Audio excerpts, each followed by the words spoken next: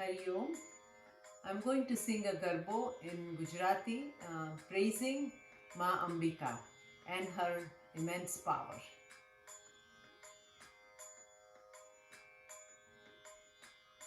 शक्ति नहीं तारी कराय रे ओ अंबिका शक्ति नहीं तारी कराय रे ओ अंबिका मातु चौद भुवन मागवाय रे ओ अंबिका शक्ति नहीं तारी कराय रे ओ अंबिका वारे वारे दिसो न्यारा वारे वारे दिसो न्यारा आश्चर्य एथि पमाय रे ओ अंबिका अति आश्चर्य एथि पमाय रे ओ अंबिका शक्ति नहीं तारी कराय रे ओ अंबिका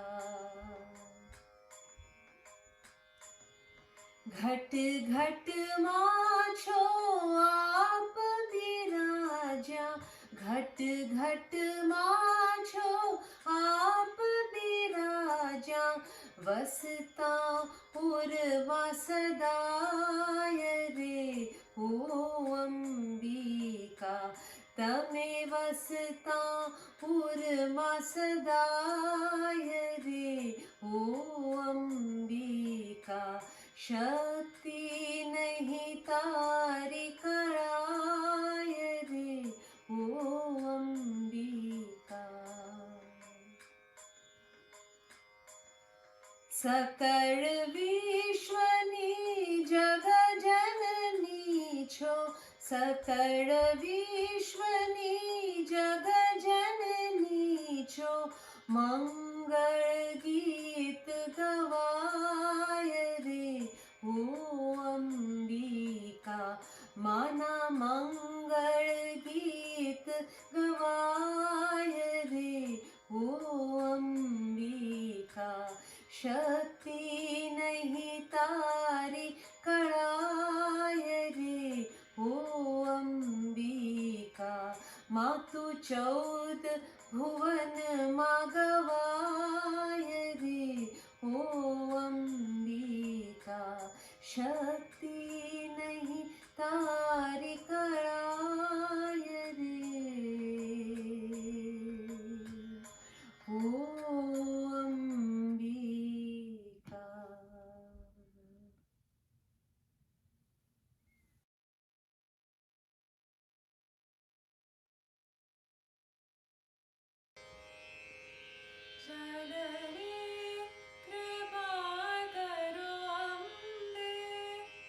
जननी कृपा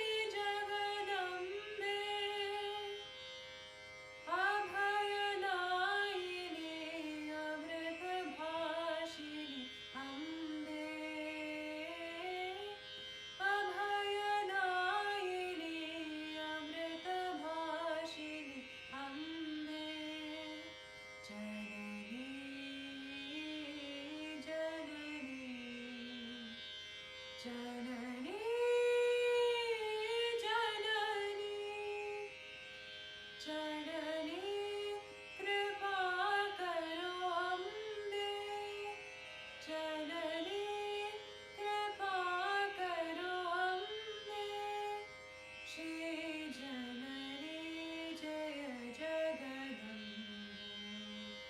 श्री जननी जय जगदम्बे जननी जननी जननी जननी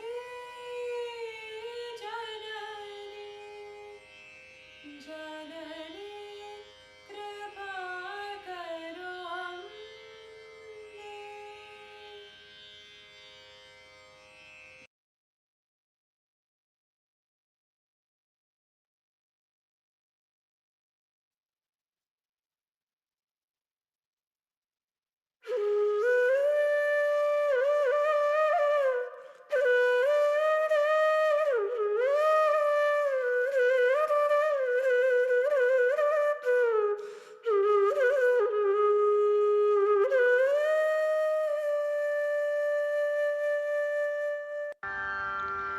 विविधा हि स्वरूपा देवी परा महाकाली च लक्ष्मी सरस्वतीया पुरुषार्थप्रदायिनि देवी परा राजराजेश्वरी पराशक्ति उमा कल्याणकरि देवी समष्टिपरा परिवारसुपालिनि व्यष्टि सदा दुर्गा वरदा भयनाशिनि मम तामसहारिणि पालय माम् सदा स्वार्थस्य सिद्धित्वया कृपया परिपूर्णपरार्थप्रसादकरि मनमोहिनि कामिनि लादकरि दुरदृष्टविनाशिनि भाग्यमये इहलौकिकज्ञानप्रदायिनि मा परलौकिकविद्याप्रदर्शिनि मा श्रुतिदेवी सरस्वती वेदमयी वरदे वरं देहि मे मोक्षप्रदे जय हे शिवशक्तिमयी जय हे शुभलक्ष्मीमयी जय हे श्रुतिसारमयी जय हे जगदात्ममयी जय हे शिवशक्तिमयी जय हे शुभलक्ष्मीमयी जय हे श्रुतिसारमयी जय हे जगदात्ममयी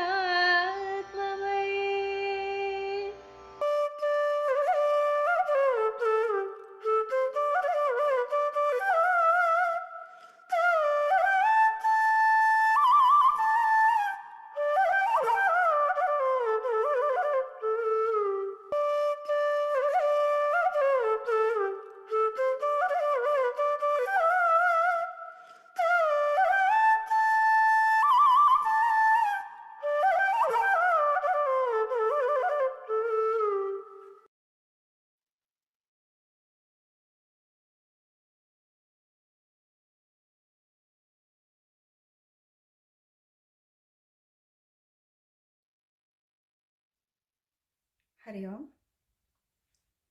With a great pleasure and honor, I am introducing Brahmacharini Shuchita Chaitanya this evening. Brahmacharini Shuchita is the resident spiritual guide of Chinmaya Mission, Austin. Shuchita ji graduated from Austin College with a degree in Spanish and biology and then completed a Master's of Public Health from University of Texas School of Public Health, Houston. She has worked in the research and teaching fields. Shuchita ji started in Chinmaya Mission as a Balavihar student in Orlando and was a CHIC member in Houston and Dallas. She has organized and conducted camps and retreats for various age groups, including college students and young professionals.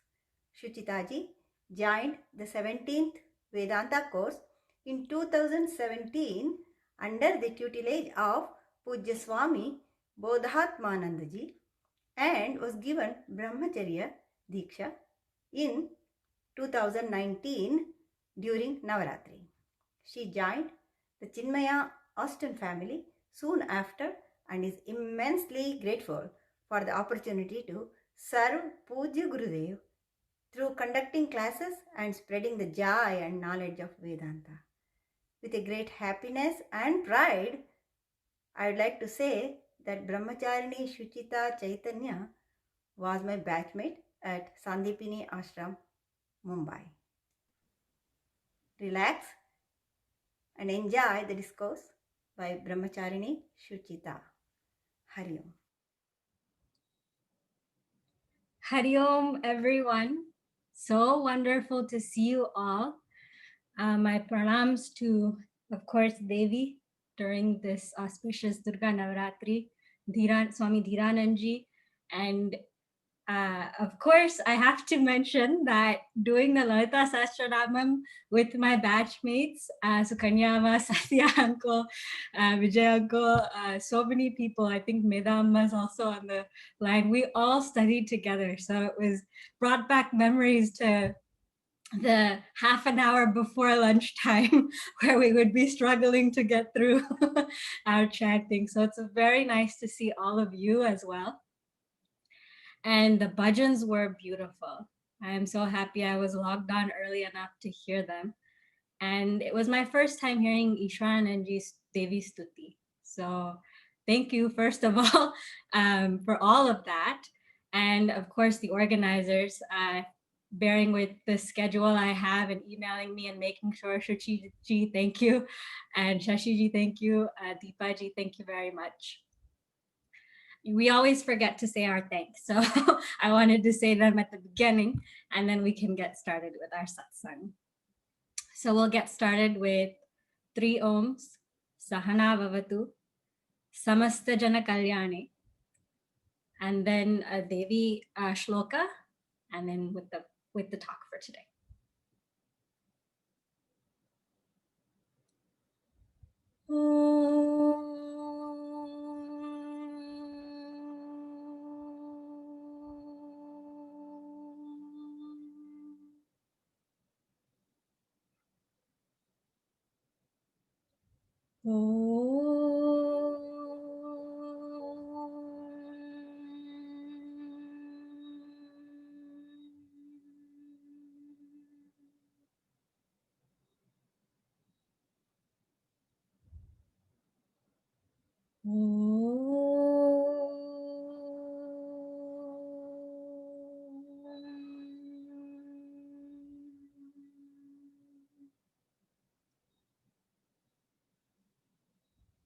Om Sahana Vavatu Sahano Bhunaktu Sahaviryam Karavavahai Tejasvinavadhitamastu ma vidvishavahai. Om Shanti Shanti Shanti. Samasta Jana Kalyane Niratam Karunamayam Namami Chinmayam Devam Sadgurum Brahmavidvaram. Sarvamangala Mangalye Shive Sarvartha Sadhike Sharanye Trambake Gauri Narayani Namostute. Narayani Namostute.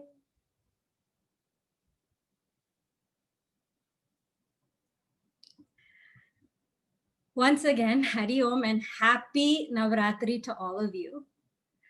I am very happy that we're celebrating these 9 days in unique ways all around the world. And whatever's happening in the world is not going to stop us from celebrating and seeking Devi's blessings. Now, I know the last few satsangs we had heard about sadhana, about the history of our literature speaking about Devi, and then Shiva and Shakti. Very nice basis for us as we begin our Navaratri.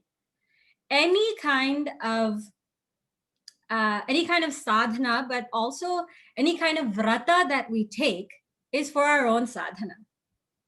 Don't think Lakshmi ji is going to get richer if we chant the Lalita Sahasranamam or the Kanakadara Stotra. Right? It's us who benefit from all of this.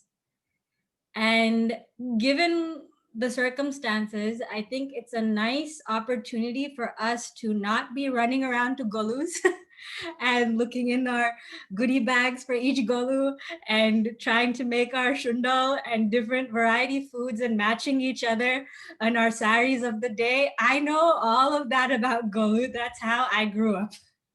It didn't matter what was going on with school. I'd be driving my mom around, sit, eat, be nice, go next house, sit, eat, be nice, go next house, right? And if it wasn't for the circumstances, I doubt we would be sitting at home every evening during Navaratri and chanting the Lalita Sahasranamam, listening to these beautiful bhajans, right? And even hearing all of these talks and really understanding the depth of this Navaratri celebration. I'm not saying having fun and meeting with people isn't good. We should do that when we can. But if we are given the opportunity to think deeper, we should take it. And I'm glad we're all taking that. Now, the first 3 days of Navaratri, we celebrate a certain deity, the next 3 days, and then the next 3 days, another deity, other forms of Devi.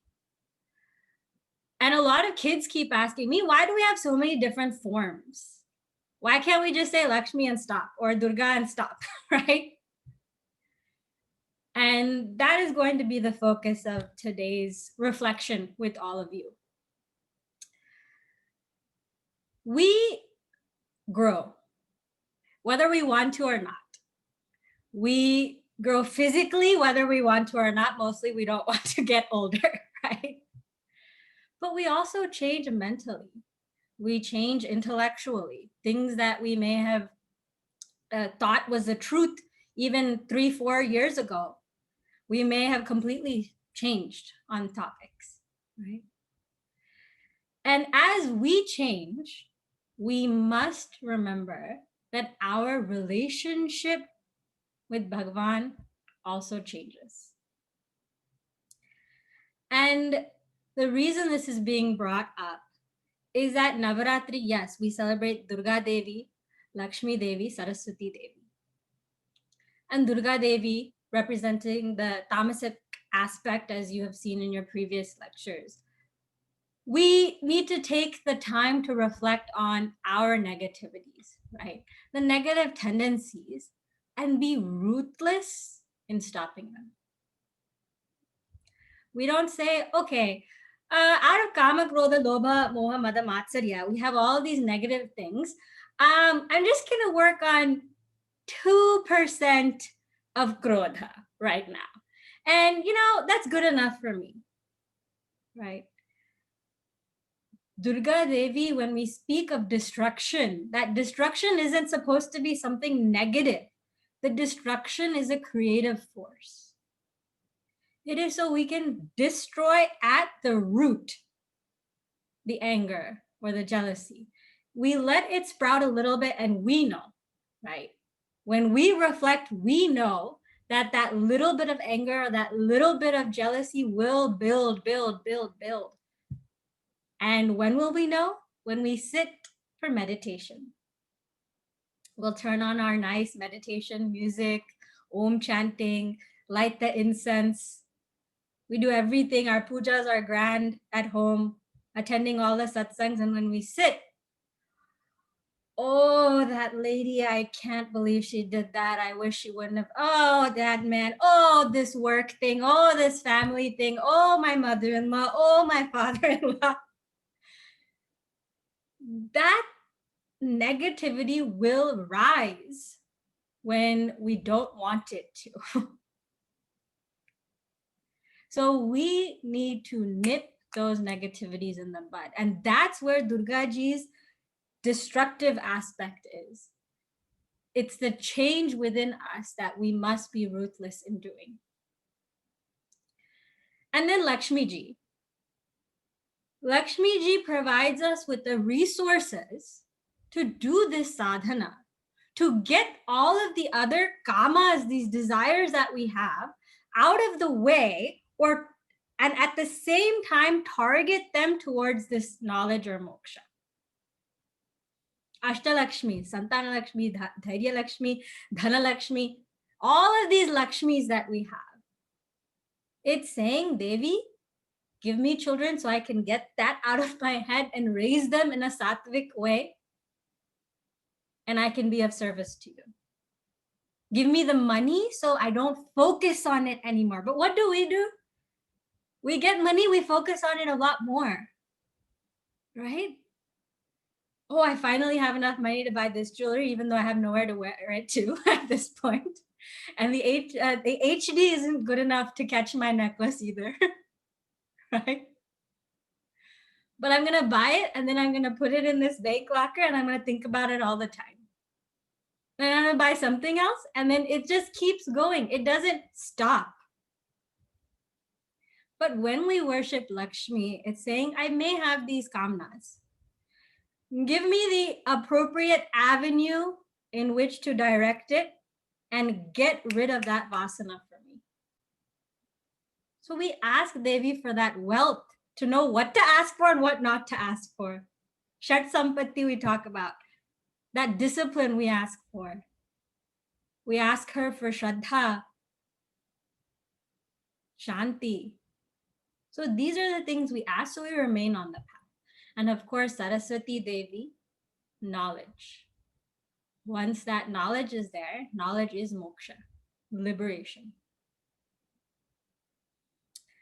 Now coming back to our Ishta, we've looked at the Devis. And each one of us may have different Ishta Devatas, right? So when I speak, I will be referring to my Ishta Devata, but you apply it to your Ishta Devata.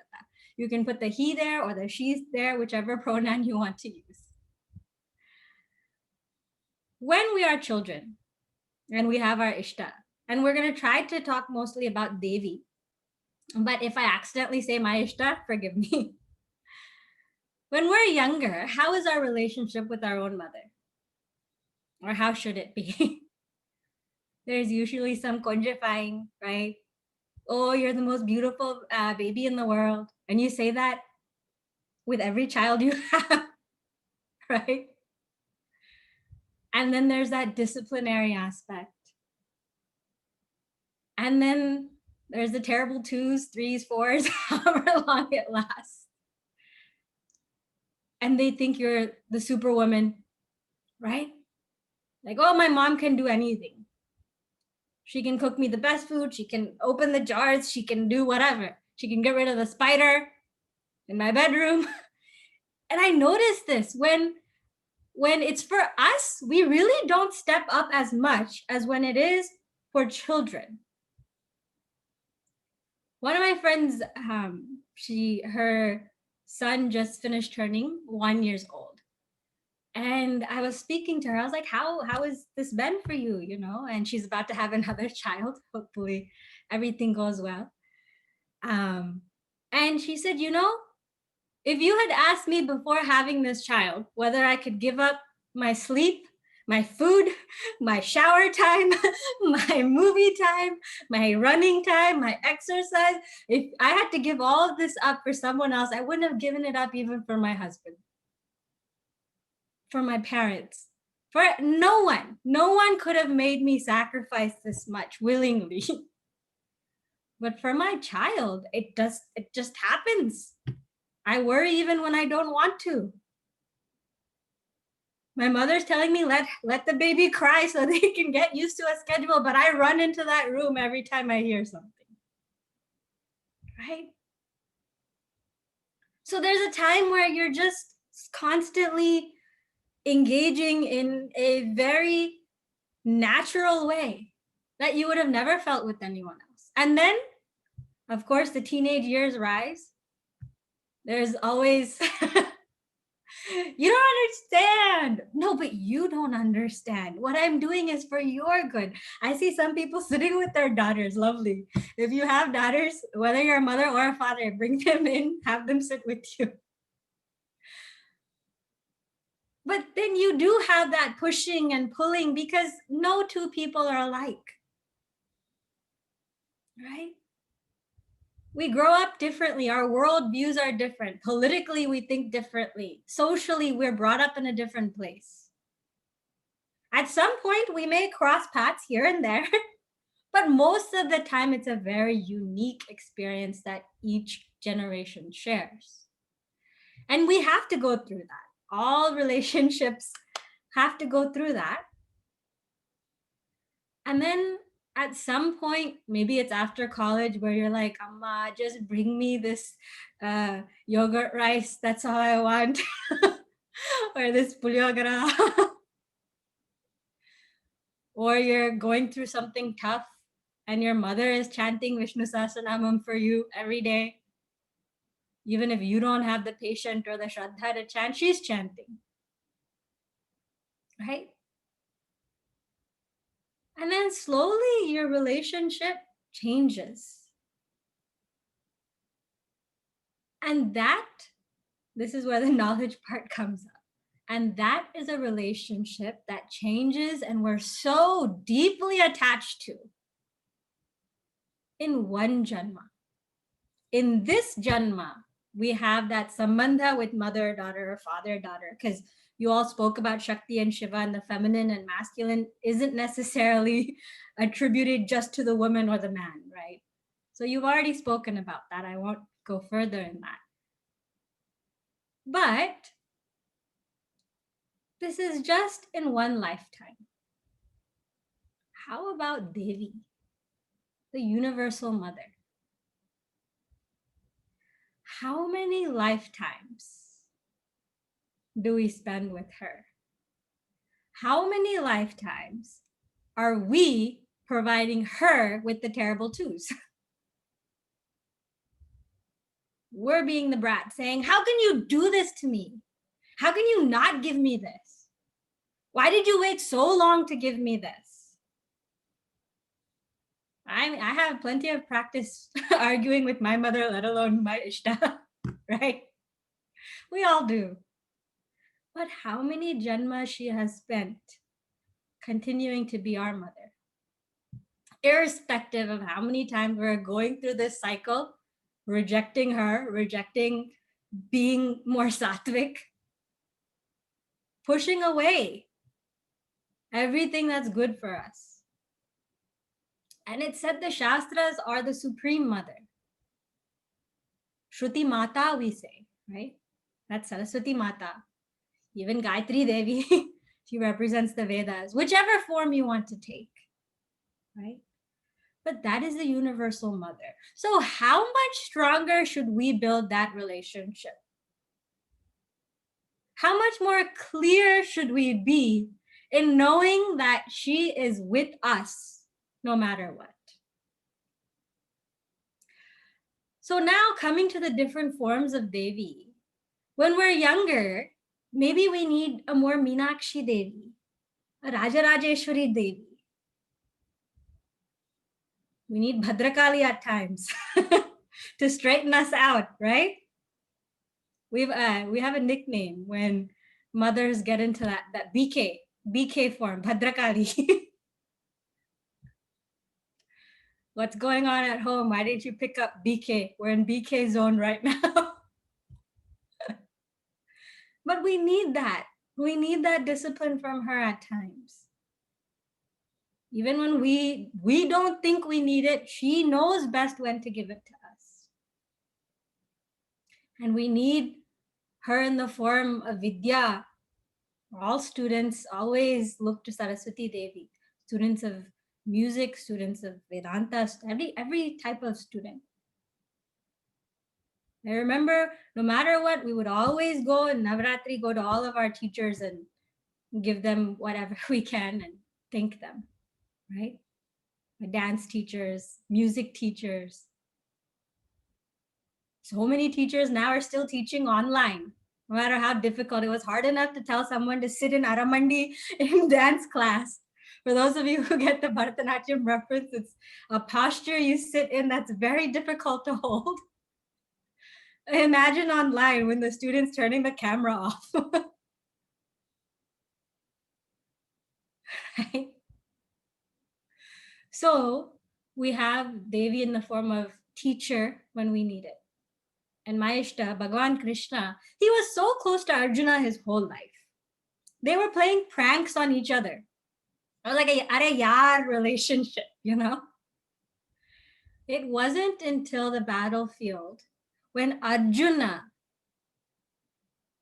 said, I am surrendering to you. Please teach me, that Krishna became teacher to Arjuna. In the same way with Devi, as we grow, I didn't say we mature, but we grow, right? And we're in different phases of understanding Jagat, the world. And Jagadishwari, her, we invoke different forms of her. Our relationship with her must change. There'll be times we say, please at least help us get out of this financial trouble. Help me pay for college for these kids who are still stuck at home. Right? And when we are in moments of Shanti, we can invoke, of course, Tripura Sundari, Sri Lalitambike, right? And sit knowing that she is that supreme consciousness, which I am. That knowledge is there. We can settle at that level. If I am still worried about money or my kids, or you add anything you are worried about to your list, that means that we can focus on that form of our Ishta that can pull us through that moment of distress in our life. They tell us at the Vedanta course, I'm sure all of my batchmates can tell us, but our Acharyaji would tell us, if somebody is going through a difficult time, you don't yell at them, you're Brahman, what's wrong with you? That's the last thing we do. Right? In the middle of a fight, right? We don't say, oh, everything's temporary. Our relationship is temporary, so forget about it. No, we don't say that. We take everything as prasad. And that's why we should be clear where we are on our journey, where we are in our sadhana. If I need Devi or my Ishta to be the disciplinarian, let me take that form. If I'm not ready for that, let her be my friend, my Sakhi. And let me just talk to her. Let me just complain. And we say this to children all the time, but as adults, we need to evaluate our relationship with our Ishta and see our Ishta as our best friend. Whether it's Devi, whether it's Shivji, Krishna, whoever it is. Navaratri is a time that we're specifically invoking that feminine energy, that Shakti, to get us through things. And there is that special connection between women and Shakti, right? That can't be denied. So when we have this opportunity, let's sit with our mother, our sister, our daughter, whichever form that we see her in. And you know, the beautiful next step is to see that in these forms and names around us. Seeing that divine mothers presence in our own mothers. See, the difference between when we talk about our ishtas and our worldly relationships is we can see all the faults in our worldly relationships. Oh, my mother never did this for me. Oh, my daughter isn't following what I'm saying. Oh, my sister thinks she's smarter than me. Oh, my co-sister thinks that she's prettier than me. How many complaints we can have about the women in our lives? We can pull ourselves down, no doubt. But can I see that Laitambike in my mother and say that all the flaws that I choose to see are not my problem and that's not what I need to be looking at? If there are any issues, it's for them to reflect and figure out if they want to. I'm not even going to passive aggressively push it on them, right? Because they're also sadhakas, but that doesn't change that it's that same consciousness in all of us. And in particular, during this Devi Navaratri, see that Devi in them. Why do we do this Kanya Puja? Right? I used to love that when I was younger. I'd be like, oh, I get puris and chana because North Indian food, I enjoy it. And at home, we would always have South Indian food. But you would have those pujas and the little $1 or something and kumkumam. You're trying to see that Devi in all forms. It's easier to see it in innocence, right? We all have to agree. It's easier to see it in that innocence. So Bhagavan's giving us an opportunity. Okay, fine. See it in me. See it in that innocent Kanya. Then slowly open it up. See it in that married woman, that grahasta, and living that grahasta life. See in the brahmachari. See it in all the forms of Devi. At least these 9 days, don't complain. At least in these 9 days.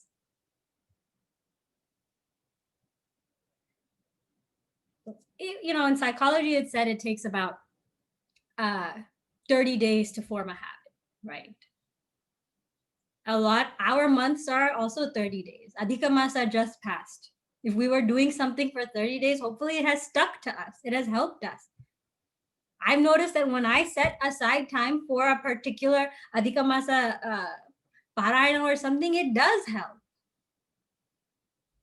And for Navaratri, this chanting of Laita Sashnama in the evening, wait till after those 9 days.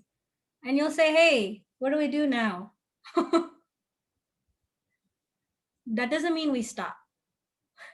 Replace it with something else, right? Some other sadhana. It shouldn't be like these New Year's resolutions where there's all the hype, we follow it for a little bit and it goes away. But don't worry, Devi has us covered. She knows, okay, Navratri is here. These people will make a big deal. Let me give them something every month. So after Navratri, there's Deepavali.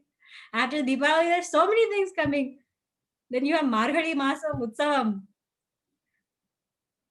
So many. Shri Ram Navami, Hanuman Jayanti. That's a beauty for us. I know when my parents were going to school in India, they'd always have school off because they celebrate everything. It's because Devi is saying, I know you need a lot more reminders. It's really easy to get distracted. So I'll give you something. But it's our responsibility to keep going. Form those nice habits, those nice tendencies.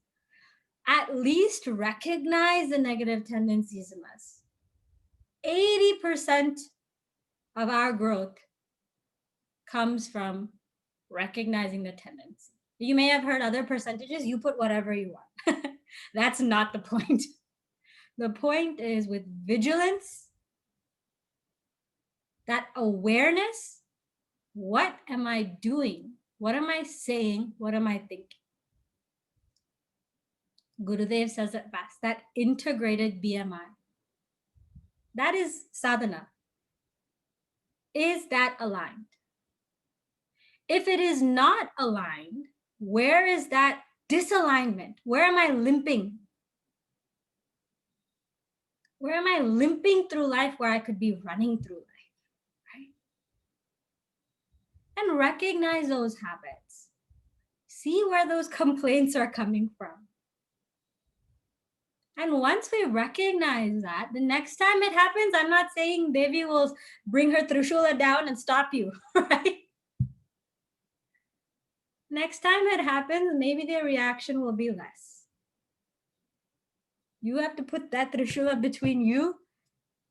Actually, it's subtle, right? Don't think I'm telling you to go buy Trishulas. It's subtle. Between what I'm thinking, what I'm saying, and what I'm doing. Am I thinking negative thoughts? Am I strong enough not to say it, even if I'm thinking it? Okay, I've said something that I shouldn't have said.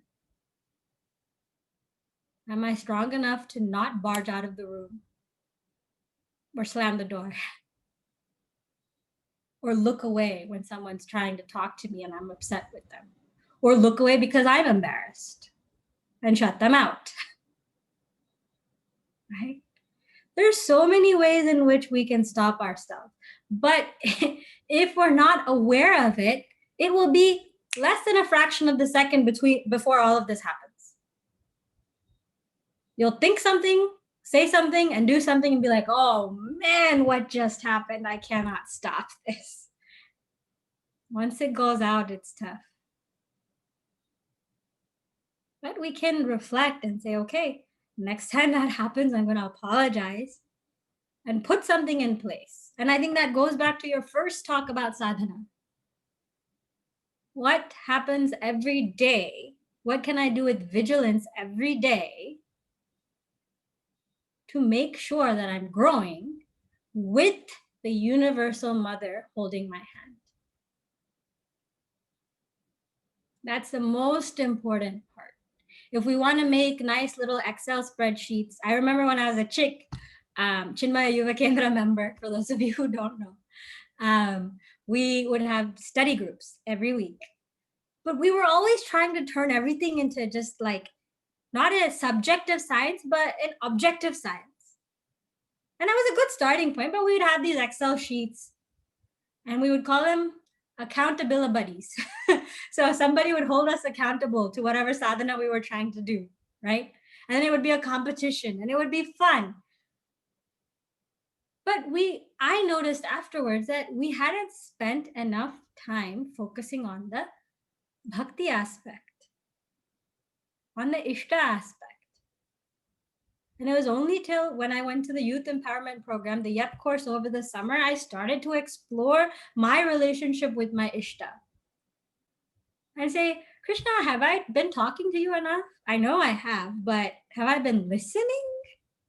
Okay, maybe for now you just listen because that's where I am. And then later I'll listen to you. And of course, Krishna has said, of course, fine.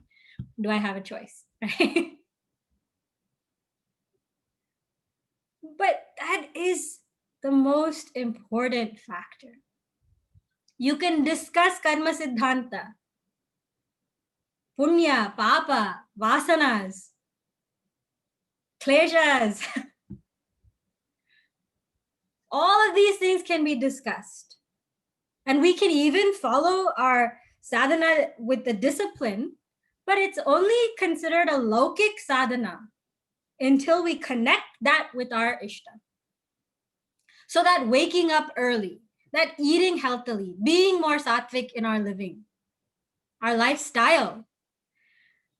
Only when I'm holding my ishta's hand will I be able to overcome even my own vasanas. Because we wonder, what does bhakti have to do with it if it's just the science of karma siddhanta, right? I do something, something comes back, so then it's back on me. Occasions like this help us see that with our ishta, even if we have the most difficult negative tendencies to overcome, habits that we have been carrying for lifetimes, with bhakti and surrender, there will be that pull. Whether that pull comes in the form of your guru your parents, circumstances, they will lift you when you are unable to lift yourself. Because at the end of the day, this is BMI. This here is BMI, body, mind, intellect. It will always have issues. The mind will always have fluctuations. The intellect will always go cause hunting. I could be the best person and be giving pravachans on this. But when something happens to me, why, Bhagavan? Why are you doing this to me? I know I'm Brahman, but why? Why are you hurting this body or this mind? There has to be a reason all of this is happening. That's the biggest question we have nowadays. There has to be a reason. That is the intellect. That is the intellect that's going to pull us every step of the way. Down, pull us down. At the end of the day, Shruchita, you use your name. You don't need to help me with my hakara. Use your name. It's just going to be this BMI. So I always need something greater. Samashti, totality, universal mother, to be holding my hand through it all. Because, change will happen. Change is the only constant, right? When it comes to the world. But the constant that's beyond this world is Bhagavan or Bhagavati. That we can hold on to forever. We should hold on to forever. Because it's going to last more than one janma. It's a bandha that takes us to that knowledge, which is the goal of our purushartha, right? Moksha is the chaturtha purushartha. Even when we don't believe in things sometimes, even if those around us aren't believing in things, our job isn't to force them to believe. Our job is to know, clear cut. I may not believe that you're watching me right now. I may not believe that you're holding my hand right now, but I know it's there. Give me time to get there. You see the difference in thinking there? Once that idea was set in my head by the Swamins of Mission, it really changed my perspective on having doubts and things like that. Doubts will happen because the intellect will have doubts. Fluctuations in life will happen because the mind will go up and down. But just knowing, I know you're there. Give me time to catch up. Just listen to me complain, even if I'm complaining about your existence. Because the truth is, Sat is one. So if I think I exist, there is only one existence. I know that. But help me get there at this BMI level, because this body still needs help waking up at 5:30 in the morning or 4:30 in the morning. This mind still needs help being calm in adverse situations. This intellect still needs help when all it wants to do is overthink everything, overplan everything. It doesn't matter if this whole year just change all of our vacation plans for the next 5 years. I still am planning, and my intellect is still running. So I hope that we reflect on our Ishtadevata, our relationship with our Ishtadevata, and making sure that higher platform to dedicate our efforts is there. Otherwise, you'll be a great business person, you'll be a great doctor, you'll be a great mother, you'll be a great daughter, you'll be a great sister. But where is that leading you? Am I still on the right path? Devi will make sure of that, because she'll take us beyond just this janma for as long as we can go, If this is the last Janma, great. Sarvam Shri Krishna Arpanamastu. If we need a few more, she'll be there. So I will stop here. And if there are any questions or anything anyone else would like to say, you can go ahead and take over.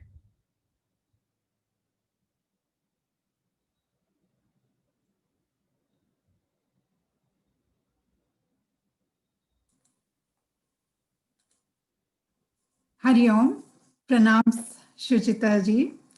Thank you so much for a very inspiring talk. You have beautifully explained the relationship of mother and daughter at different age groups, how this relationship inspires us to build a stronger relationship with Devi, our Supreme Mother. Thank you for the very practical tips to help us grow spiritually, see the Divine Mother's presence in our own mother and other relationships, develop that bond with our Ishta Devi or Devta to overcome difficult situations in life. We are so grateful for your presence this evening. Thank you so much. We have a couple of questions in the chat, and I'm going to read them out for you.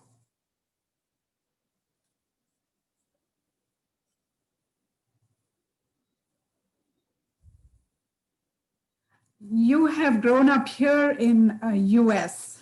Can you please tell us about what inspired you to join Chinmaya Mission as a brahmachari? I get the easy question first. Thank you. Yes, I did grow up here, and it's nothing but Gurudev's grace that pushes us to take this path. Of course, I did go to college here and all of that, and you have other things you think are important.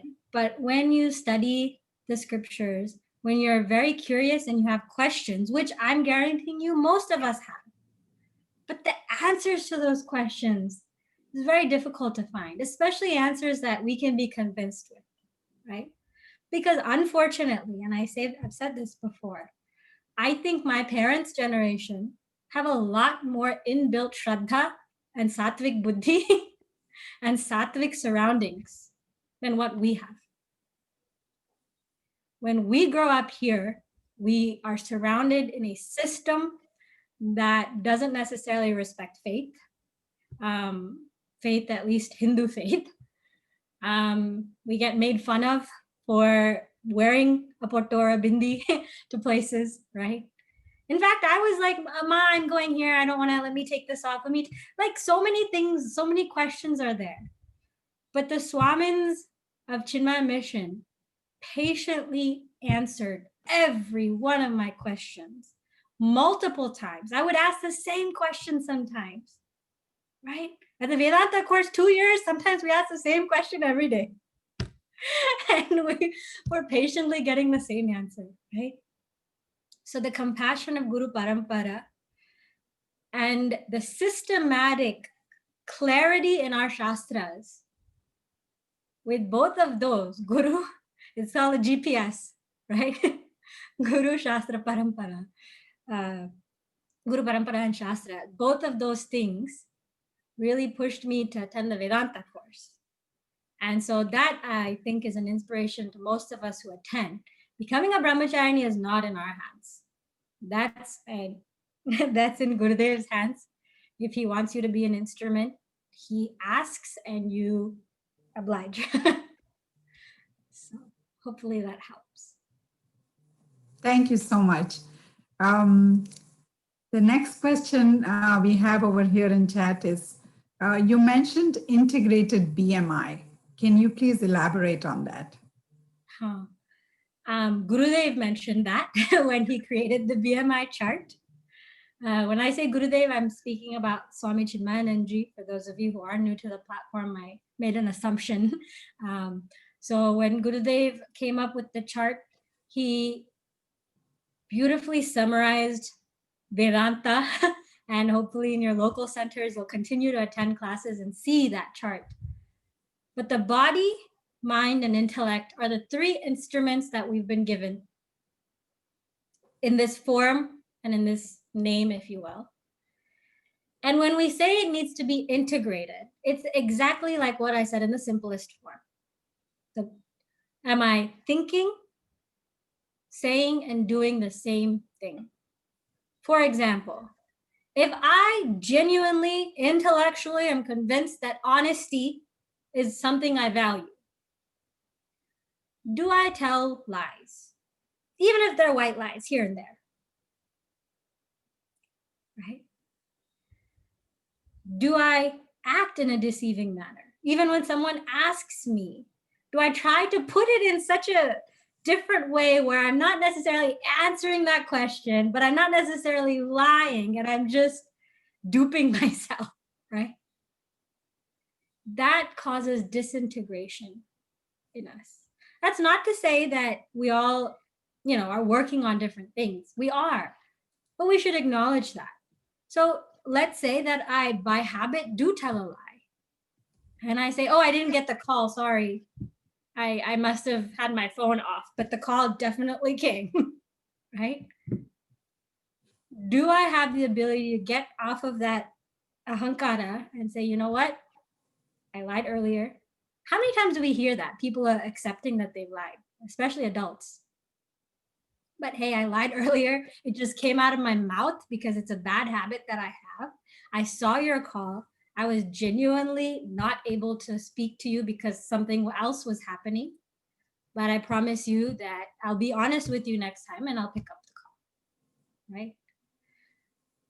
I'm telling you, the peace that we get when we don't need to think about the different ways we're weaving ourselves into this knot, that gives us such freedom, and I can just be a more simple person, a sattvic person. And that simplicity is that integrity. We talk about it all the time. And in the workspace, authenticity is a buzzword, right? I used to go to so many retreats where it's like, we need to talk about being our authentic selves.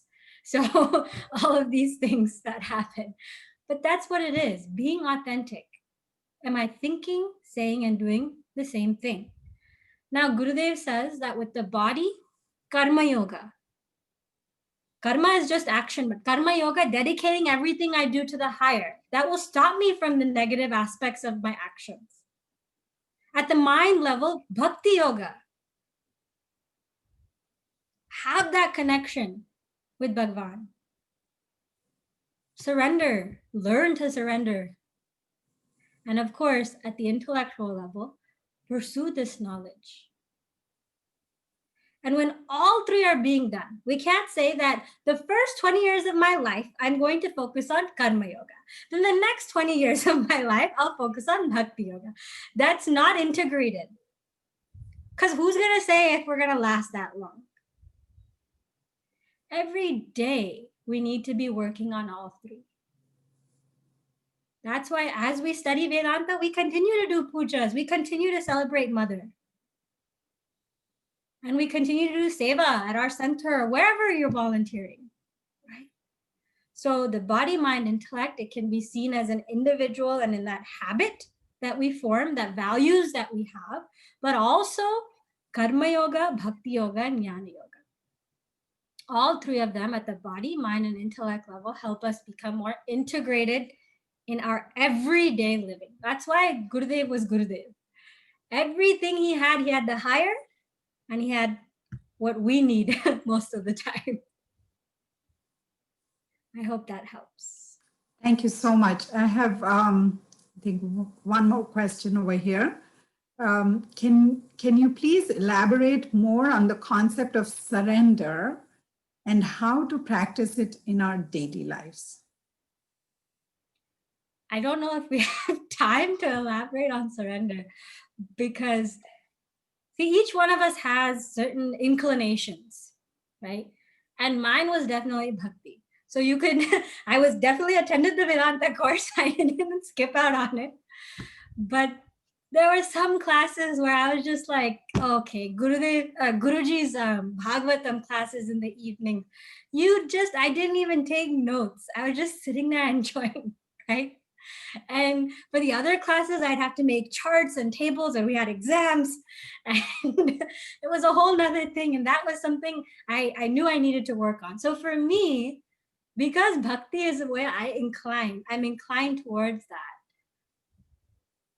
I think I have to say that surrender happens, period. It's not surrender happens when you turn this age or that age or whatever, but it just happens because in that moment, you know that there is nothing you can rely on 100% except his plans. And the only love that goes deeper than this BMI is his love. So why not seek that love? And why not let that love shower us? Because the love that we seek from those around us is very limited compared to the ocean of love and compassion he can offer. So surrender happens when we are ready for it. If we are still clinging on to the world, Jagat, we don't have vairagya from the world. No matter how much I say, I want to surrender, we don't want it. Beautifully, our Acharya put it, we're saying, Bhagavan, I surrender to you, except I'm just letting you know, 50% of my worries are with my family, husband and children. And 25% is with work, finances, this, that. Leaving me with 25%. In that 25%, about 20%, I have my society, what I stand for, what people see me as, my prestige. So I'll give you the rest. What's left, Bhagwan? 5%? 5% you take care of. So is that really surrender? No. And when do we get tested? We get tested when tough things happen. When do we practice it? When good things are happening. When good things are happening, when we have good health, when we have a shelter, we have jobs, we have people calling us to check up on us, even if they can't see us. We say, Bhagwan, that's you making sure I'm okay in these names and forms. It's you making sure, Annapurneshwari Devi, you're making sure we have food, even if the lines were very long. Or we have delivery and they delivered the wrong vegetable. Whatever it is that we're going through, we give it to Devi. We give it to our Ishta. And when something bad happens, even if we're angry, we give that only to Bhagavan, not to people around us. We don't say, because of you, terrible family member, I am suffering. We say two things. We can say, because of you, Krishna, I'm suffering, so you have to deal with me complaining to you every day. Or, because of you, I'm suffering, therefore you take this away too. You don't have a choice. You caused it, you fix it. Right? Can I be sure? Can I say that? Or am I still looking at the world to fix my problems, to make me happy? Right? So surrender happens when we are ready for it to happen. And hopefully we get better. We get better at letting go of these false, superficial ways of security. The only secure thing is my relationship with Bhagavan. Everything else will come and go. Every praise will come and go. Every criticism will come and go. So hopefully we become ready to surrender. Bhagavan's already there. He's ready to help us. Thank you so much, Shuchita ji, for your very inspiring talk and for clarifying our doubts. We have a couple more questions, but we have run out of time. So unfortunately, I won't be able to ask them. We will now conclude today's program with Devi and Chinmaya Aarti, which will be performed by Mehulji, Urviji, and Neha. Everyone, please join us. We hope to see you all again tomorrow at 6:50 p.m. for Lalita Sahasranama. Hari Om.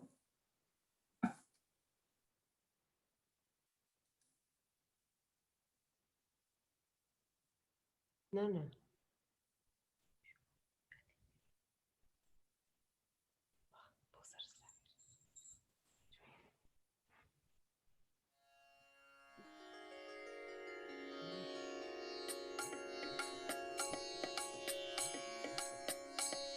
जग जननी जय जय माँ जग जननी जय जय जग जननी जय जय माँ जग जननी जय जय भयहरिणी भवतारिणी भवभामिनी जय जय माँ जग जननी जय जय तू ही सतचित सुखमय शुद्ध ब्रह्म रूपा सत्य सनातन सुंदर कर शिव सुर भूपा माँ जग जननी जय जय अविकारी अगहारी अकल कलाधारी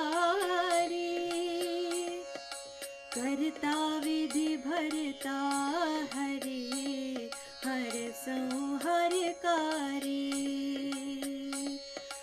दश विद्या नव दुर्गा नाना शस्त्र करा अष्ट मात्र का योगिनी नव नव रूप धरा माँ जग जननी जय जय जग जननी जय जय माँ जग जननी जय जय भयहरिणी भवतारिणी भवभामिनी जय जय माँ जग जननी जय जय माँ जग जननी जय जय माँ जग जननी जय जय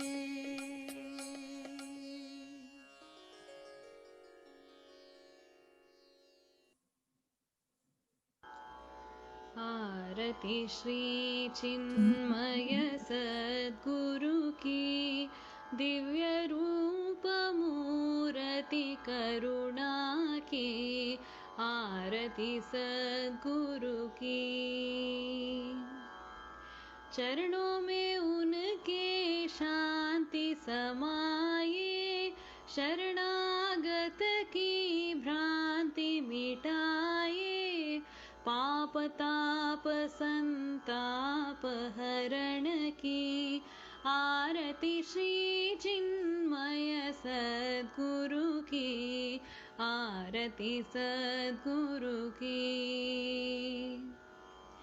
वेद उपनिषद गीता को गाया धर्म सनातन फिर से जगाया शुद्ध नीति प्रीति शंकर की आरती श्री चिन्मय सद्गुरु की आरती सद्गुरु की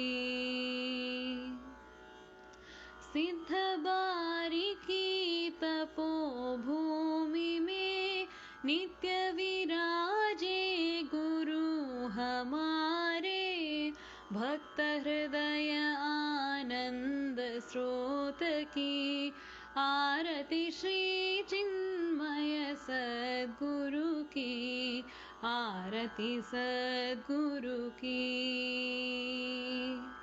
आरती सद्गुरु की श्री सद्गुरुनाथ महाराज की जय।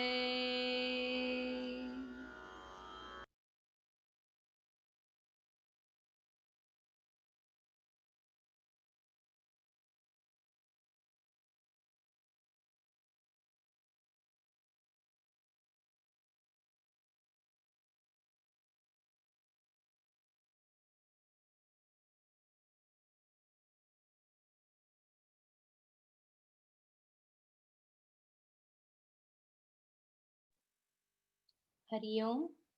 Hari Om, everyone. Thank you, Shuchita ji, for joining us again today. And thank you to everyone for joining us. This concludes our program for this evening, and we'll see you tomorrow at 6:50 p.m. for Lalita Sahasranamam. Hari Om.